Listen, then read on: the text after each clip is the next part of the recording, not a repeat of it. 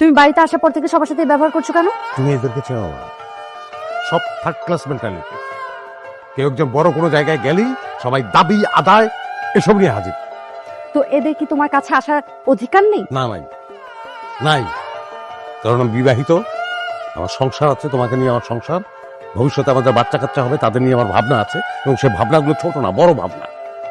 আমার বাচ্চা কাচ্চাদের নিয়ে তো আমি ভাববই, তাদের ভবিষ্যৎ দিয়ে ভাবতে গেলে তো আমি এদের দিকে নজর দিতে পারবো না, এটা সম্ভব না।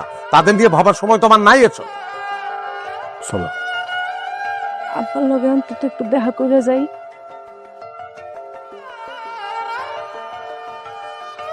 রেজাউল, ওরা তোমার অতীত, ওদের কারণেই কিন্তু তুমি অফিসার রেজাউল হতে পারছো।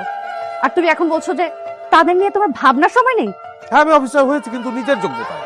আমার পরীক্ষাটা তো তারা দেয়নি, আমি পড়াশোনা করেছি, আমি পাশ করেছি, আমি অফিসার হয়েছি। আস্তে কথা বলো, সবাই শুনতে পাচ্ছে। এগুলো সত্য কথা, সবাই শুনলে অসুবিধা নাই।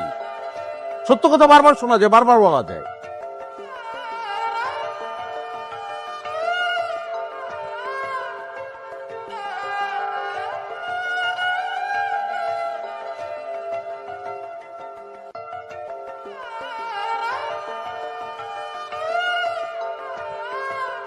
আসো একটু বসি।